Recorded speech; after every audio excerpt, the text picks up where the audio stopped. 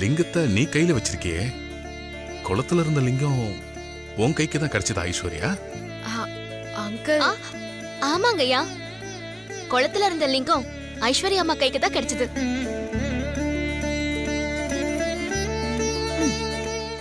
சந்தோஷமா. நீ லிங்கத்தை கொண்டு போய் பூஜை ரூம்ல வச்சிட. Okay uncle. பார்வதி, நீயும் என் கூட வா. திமிரப்பாரு, சின்ன மாமியார் என்ன கூப்பிடாம அந்த சமையல்காரிய ஜோடி போட்டுட்டு சுத்திட்டு இருக்கான். இந்த லிங்கத்தை பூஜை ரூமுக்கு போக விடக்கூடாதே. சரி வாங்க. ஏய், வாங்கடிங்க. எங்கடி போறீங்க?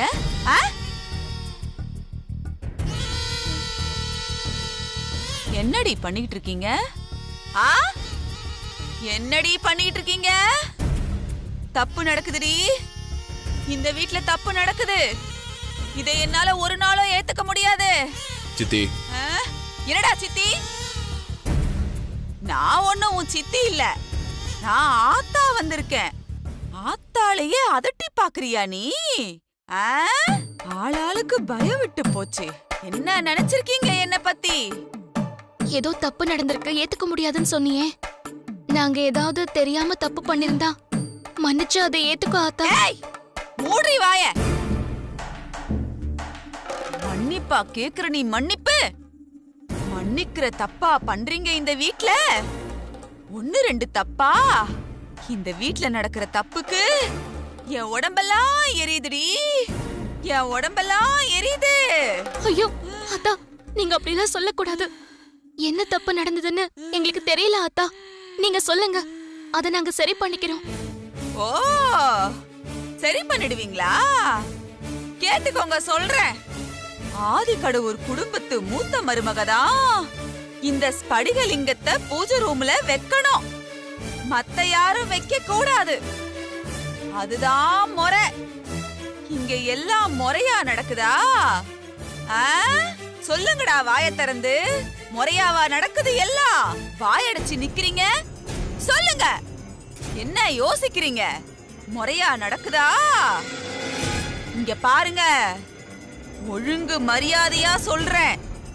மித்ரா வர வரைக்கும் இந்த ஸ்படிகலிங்கத்தை அப்படியே வச்சிருந்து அவ கையால கொண்டு போய் பூஜை ரூம்ல வைக்கணும். ஏருக்கு மாறா நடந்தீங்க. சரி, அப்படி இல்லைன்னா அகிலாண்டேஸ்வரி கையால தான் பூஜை ரூம்ல வைக்கணும்.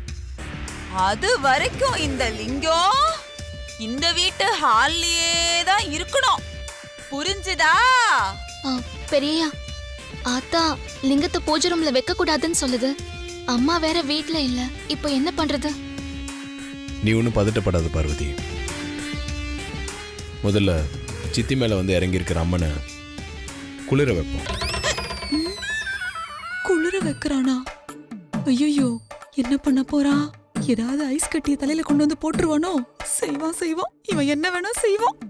எங்க ஊர்ல இந்த மாதிரி ஒருத்தருக்கு சாமி வந்து இறங்கிட்டா பெரிய கற்பூரத்தை கொளுத்தி அவங்க வாயில போட்டா சாமி மலையேறிடும்.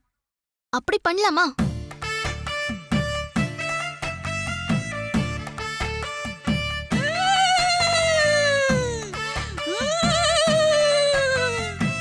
இந்த சமையல்காரி பெரிய கற்பூரமா கொளுத்தி வாயில போட்டுருவா போல இருக்கு. இப்ப என்ன பண்றதுன்னு தெரியலையே. சமாளி. இல்ல, அது உங்க ஊர் வழக்கம் பார்வதி.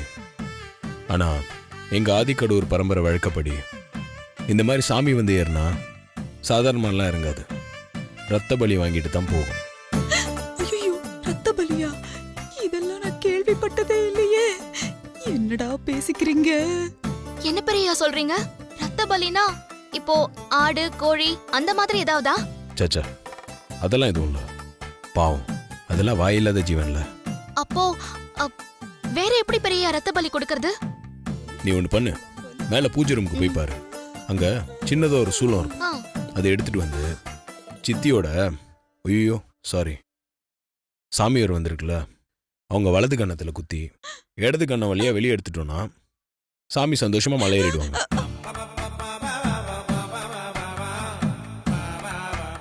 என்னடா இது? நான் என்ன பில்லா? கம்பில குத்தி இந்த பக்கம் இழுத்து அந்த பக்கம் வைக்கிறதுக்கு எப்படி இவனுங்க கிட்ட இருந்து இப்ப எஸ்கேப் ஆகுது.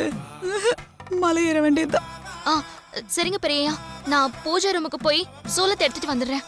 இவ ஒருத்தி யோசர வாங்காம விட மாட்டா போல இருக்கு. அப்புறம் பார்வதி, அந்த சூலம் கிடைக்கலன்னா பரவாயில்ல, பரம்பரை வாள் இருக்குல்ல, அதை எடுத்துட்டு வா. டேய் வாளா? இது என்ன வாயா இல்லனா கிரவுண்டா வாள் வச்சு சண்டை போடுறதுக்கு? சரிங்கய்யா. டேய், என்னடா ஆத்தாள நடுக்கூடத்துல நிக்க வச்சுட்டு பேச்சுவார்த்தை நடத்திக்கிட்டு இருக்கீங்க? என்னால இங்க ரொம்ப நேரம் நிக்க முடியாது. நான் மலை ஏறுறேன். ஆத்தா கொஞ்சம் பொறுத்துக்கோ ஆத்தா, நான் சீக்கிரமா போய் எடுத்துட்டு வந்துடுறேன். சரிங்களா? பார்வதி, சொல்லுங்க ஆத்தா. ஆத்தாவா? யாரது?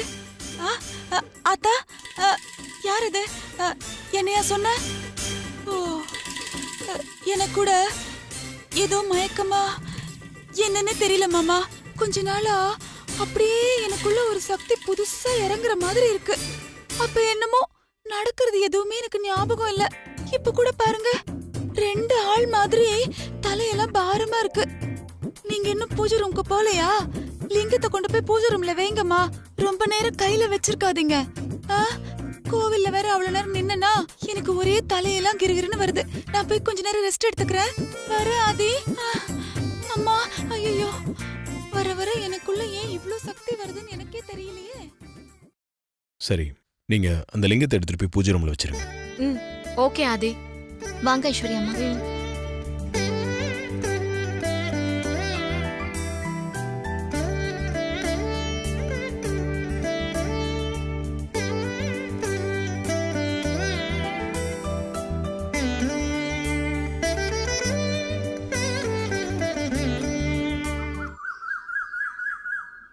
நல்ல விஷயம் எப்ப சொன்னாங்க?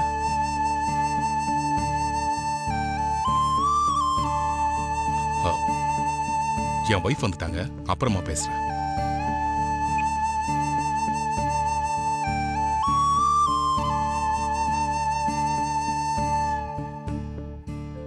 என்ன அகிலா, ஊர்ல ரிலேஷன் வீட்டுக்கெல்லாம் போயிட்டு வந்துட்டியா?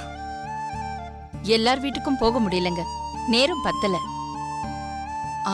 ஆமா, ஐஸ்வர்யா லிங்கத்தை பூஜை ரூம்ல வச்சிட்டாளா? பார்வதி ஐஸ்வர்யாவும் நீ சொன்ன மாதிரி கரெக்ட் டைமுக்கு பூஜை ரூம்ல வச்சிட்டாங்க. ஐஸ்வர்யா வேற ஏதாவது சொன்னாளா? எதுவும் சொல்லியே. ஏன், என்னாச்சு? ஐஸ்வர்யாவும் மித்ராவும் இன்னைக்கு பெரிய ஆபத்துல இருந்து தப்பிச்சிருக்காங்க. என்ன சொல்ற அகிலா?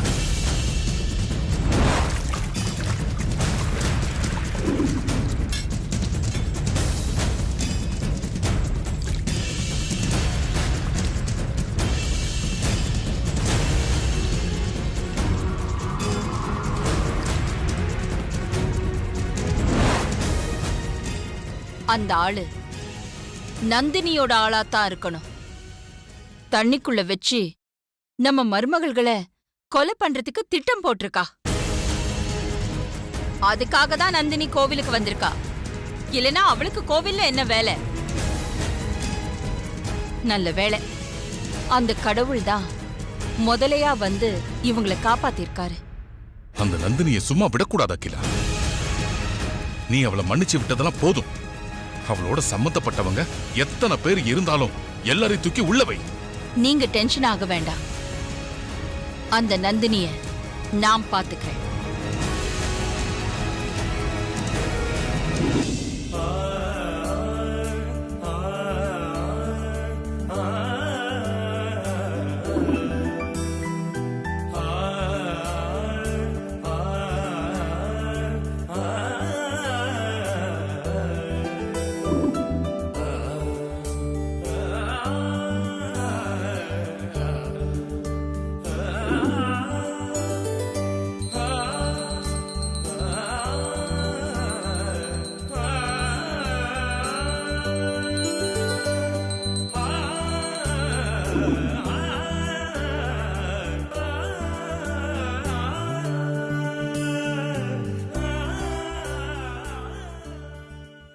நியாயமா இந்த பூஜையை நீ பண்ண வேண்டியது பார்வதி.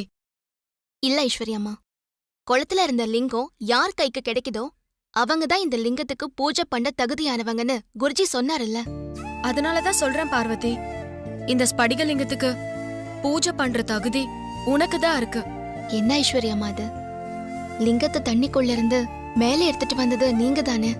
எல்லாரும் அப்படிதான் நினைச்சிட்டு இருக்காங்க பார்வதி.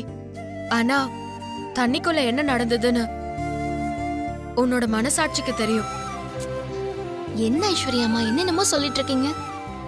எனக்காக நீ விட்டு கொடுத்தது மத்தவங்களுக்கு வேணா தெரியாம இருக்கலாம், ஆனா எனக்கே தெரியாதுன்னு நீ நினைக்காத பார்வதி. தண்ணிக்குள்ள என்ன நடந்தது, ஸ்படிகலிங்கம் எப்படி என் கைக்கு வந்ததுன்னு எனக்கு நல்லா தெரியும். தண்ணிக்குள்ள இருந்தன்னா படிக்கட்டுல நின்னுட்டு இருந்த உன்னை தவறுதலா உள்ள இழுத்துட்ட.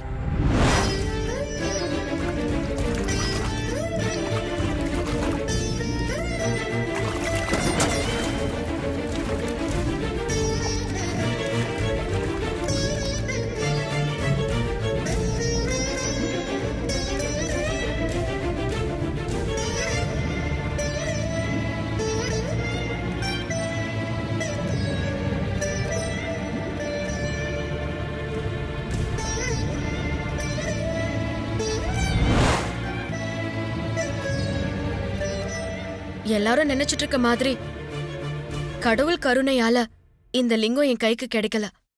உன்னோட கருணையால தான் எனக்கு கிடைச்சிருக்கு.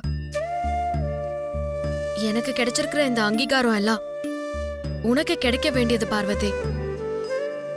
உனக்கு சேர வேண்டியதெல்லாம் நீ எனக்காக விட்டு கொடுத்துட்டு நிக்கிறத பாக்கும்போது என் மனசுக்கு ரொம்ப கஷ்டமா இருக்கு. உங்களுக்கு எனக்குன்னு பிரிச்சு பார்க்காதீங்க ஐஸ்வர்யம்மா. நம்ம 2 பேருமே வேற வேற இல்ல, ஒண்ணுதான். கண்ணு 2ஆ இருந்தாலும் பார்வை ஒண்ணுதாங்கிற மாதிரி நம்ம 2 பேருமே இந்த வீட்டு மருமகளுங்க தான். என்ன தண்ணிக்கு அடியில இருந்த இந்த ஸ்படிகலிங்கம் மாதிரி நான் இப்போ வெளியே தெரியாம இருக்கேன். நீங்க பூஜையில இருக்கிற இந்த ஸ்படிகலிங்கம் மாதிரி வெளியே தெரியறீங்க. மித்ரா கையில இந்த ஸ்படிகலிங்கம் கிடைச்சிடக்கூடாதுன்னு தான் நான் லிங்கத்தை எடுத்து உங்க கையில கொடுத்தேன். அதனால உங்களுக்கு கிடைச்ச இந்த அங்கீகாரம் எல்லாம் எனக்கு கிடைச்சதா நினைச்சு நான் சந்தோஷப்படுறேன். உங்க மனசுல எந்த வருத்தமும் வேண்டாம். நீங்க சந்தோஷமா இருங்க, நானும் சந்தோஷமா இருக்கேன். பார்வதி, உன்னோட இந்த மனசு யாருக்கு வரும்?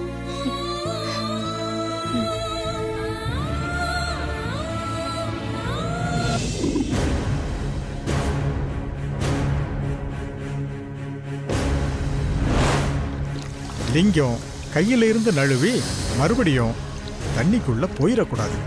அப்படி ஏதாவது நடந்தது உங்க குடும்பத்துக்கே பெரிய அபசகுனமாயிடும்.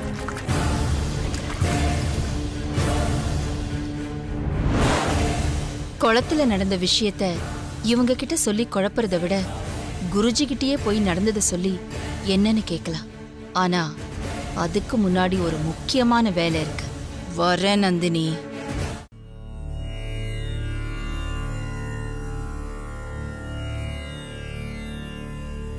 குருஜி, எனக்கு ஒரு சந்தேகம். என்ன சந்தேகம்? தயங்காம கேளு. பார்வதி தான் அகிலாண்டேஸ்வரி அம்மாவுடைய மூத்த மருமகன்னு அந்த குருஜி சொன்னாரு. அதுல என்ன உனக்கு சந்தேகம்? உனக்கு நானும் தான் சொல்றேன். பார்வதி தான் அகிலாண்டேஸ்வரியோட மூத்த மருமகன். லிங்கம் பார்வதி கையில கிடைச்சாதானே பார்வதி அந்த வீட்டோட மூத்த மருமகளா அங்கீகரிக்கப்படுவான்னு நீங்க சொன்னீங்க. ஆனா இப்ப லிங்கம் பார்வதி கையில கிடைக்கலையே, ஐஸ்வர்யா கையில தானே கிடைச்சிருக்கு. லிங்கம் ஐஸ்வர்யா கையில் இருந்ததால ஐஸ்வர்யாவுக்கு தான் லிங்கம் கிடைச்சதுன்னு நீ நினைச்சுக்கிட்டு இருக்க. ஆனா தண்ணிக்கு அடியில என்ன நடந்துச்சு தெரியுமா?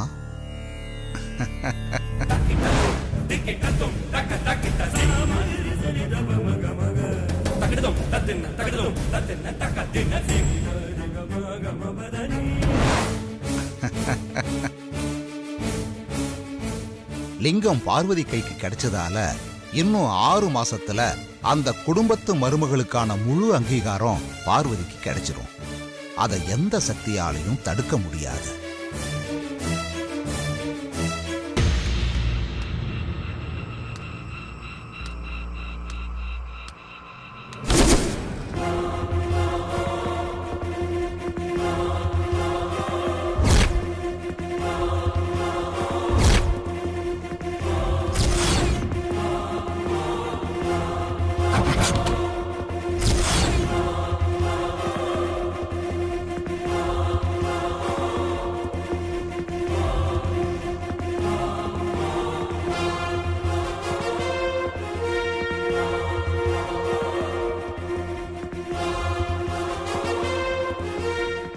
என்ன ஆண்டி, நீங்க என்ன தேடி வந்திருக்கீங்க? ஒரு கால் பண்ணிருந்தா நானே உங்களை பார்க்க ஓடோடி வந்திருப்பனே. அப்போ நான் எதுக்கு வந்திருக்கேன்னு உனக்கு தெரியாதா? கண்டிப்பா பர்சனல் விஷயமா என்ன தேடி வந்திருக்க மாட்டீங்க.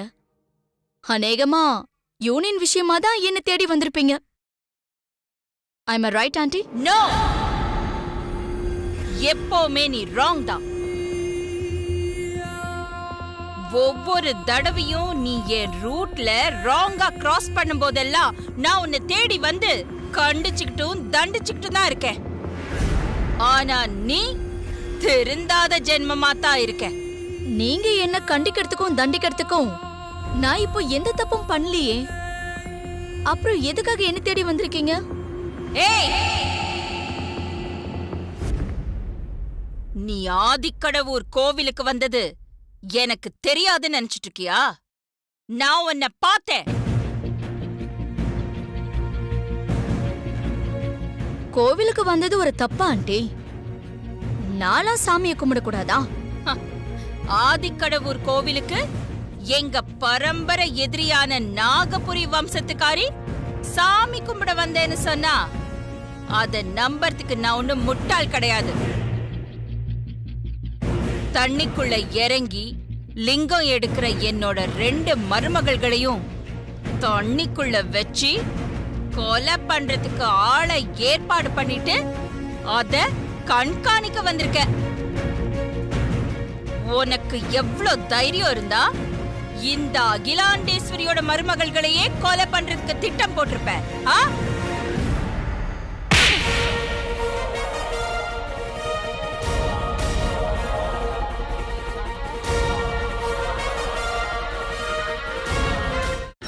வாழ வேண்டிய பொண்ணாச்சே, திருந்தி வாழ்ந்துட்டு போகட்டும்னு உன்னை மன்னிச்சு விட்டா ஏன் வீட்டுக்கு வாழ வந்த பொண்ணுங்க உயிருக்கே குறி வைக்கிறியா?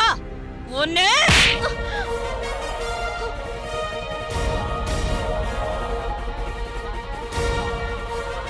நீங்க என்ன வாழ விடலையே. நான் இருக்க வேண்டிய இடத்துல நீங்க இன்னொருத்தையும் கொண்டு வந்து வச்சிருக்கீங்களே, அதை என்னால பொறுத்துக்க முடியல. எனக்கு போட்டியா வந்திருக்கிற மித்ராவை கொல்லதான் குறி வச்சேன். நான் ஐஸ்வர்யாவுக்கு குறி வைக்கல. மித்ரா என் வீட்டு மூத்த மருமக, அவளையே கொலை பண்ண பாக்குறியா? உன்னை இனி உயிரோட விட்டாதானே நீ மித்ராவை கொல்லுவ. உன்னை இப்பவே சுட்டு தள்ளிடுற.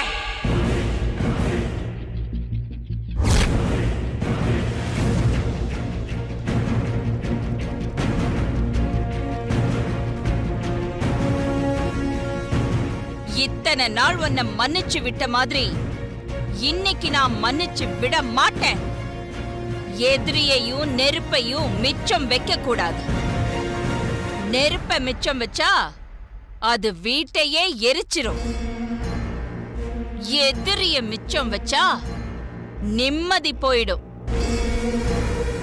சின்ன பொண்ணுன்னு பாவம் பார்த்து இத்தனை நாளும் உன்னை விட்டு வச்சது ஏன் தப்புதான்.